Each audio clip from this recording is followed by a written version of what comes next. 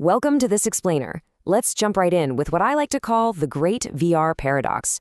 So virtual reality is fundamentally built for this feeling of boundless presence, right? That feeling of actually existing inside an expansive, breathtaking new world. But if you look at the current gaming landscape, we're constantly boxed in. Tight corridors, small arenas, static wave shooters. Pulling off vast open spaces on mobile hardware is just incredibly tough. But today, we're unpacking a brand new title that promises to absolutely shatter this corridor curse, and we're going to see exactly how they're pulling it off. Look at the stark contrast here. I mean, we buy these amazing high-tech headsets for the VR promise, that limitless presence and open exploration you see on the left. We want to fly, we want to explore horizons. But the technical reality of running a game on a battery-powered computer strapped to your face, it kind of locks us into the VR reality on the right. Claustrophobic boxes. Escaping these boxes takes a massive technical leap, which brings us to a breakthrough solution that's finally changing the whole equation. So here is our compass for today.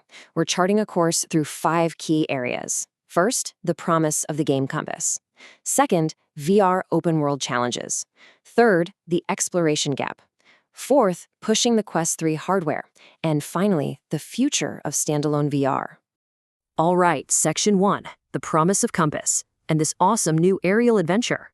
Revealed at the March 2026 VR Games Showcase, the game is aptly named Compass. It casts you as a scout. Basically, you're a specialized pilot tasked with finding safe passage for a wandering airborne caravan through these totally uncharted, otherworldly clouds. You get to explore this absolutely beautiful pastel-colored sky world filled with floating landscapes, ancient ruins, and some pretty mysterious dangers stirring in the atmosphere. It's a true open-world piloting adventure that just completely throws away the concept of walls. And the core gameplay loop here is brilliant. You know, it's not just some passive flight simulator. You seamlessly transition through 3 distinct phases. First, you're doing high-speed cockpit piloting through turbulent skies. Then, you literally leave your ship using hand grapples to swing through floating ruins to solve environmental puzzles. And finally, you use what you find to upgrade your flight components so your ship can brave even more dangerous routes. It's the super satisfying loop of exploration, physical traversal, and mechanical progression. Moving on to Section 2, Open World VR Challenges and how developers are overcoming hardware limits. So you might be wondering, why hasn't this been done a million times before? Well, developers face a trio of massive technical villains. First up is level of detail, or LOD management. On a standalone headset, memory caps are incredibly strict. Rendering massive draw distances, like say, spotting a floating island miles away without a PC tether, that strains the mobile GPU immensely because of the sheer number of draw calls. But the biggest villain of them all? Simulator sickness. Introducing fast, unconstrained flight in VR can cause a severe disconnect between your eyes and your inner ear, which, as we all know, leads to some serious nausea. So how does the studio Trebuchet fix that? Well, Compass cleverly uses a dual locomotion design. As we can see here, it utilizes the stationary frame of your cockpit as a visual anchor. So even when you're executing these crazy high-velocity barrel rolls through a cloud canyon, your brain registers the static dashboard and canopy framing your view.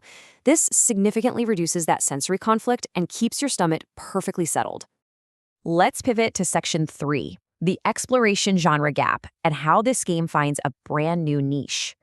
If we look at the sparse but genuinely beloved library of VR exploration greats, a clear pattern emerges. Lone Echo gave us incredible zero-gravity presence, but, it relied heavily on PC power. Asgard's Wrath 2 is an absolute standalone masterpiece, but fundamentally it's an action RPG with grounded combat. No Man's Sky VR offers limitless flight, sure, but again, it requires a heavy-duty PC or console. So you can see exactly the niche Compass fills here.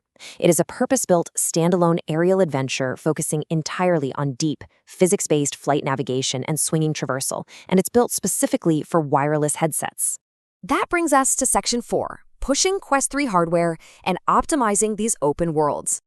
To really understand how this visually stunning sky runs without literally melting the headset, we have to look at Meta's transition from their older FaceSync technology to the new FrameSync architecture. Now, this isn't just some boring under-the-hood software update. FrameSync specifically smooths out frame times when the headset's GPU is under heavy load. Like when it's rendering a massive, complex open-world environment. This software wizardry is a huge reason why your view won't stutter while you're diving through those uncharted clouds. And speaking of smooth, check out this number, 120 Hz. Research over the past few years proves that maintaining a 120 Hz refresh rate is an absolutely crucial threshold for comfort in high-intensity VR flight. In fact, Meta is now actively pushing developers to hit higher refresh rates, restricting 60 Hz purely to media apps just because of the risk of user discomfort.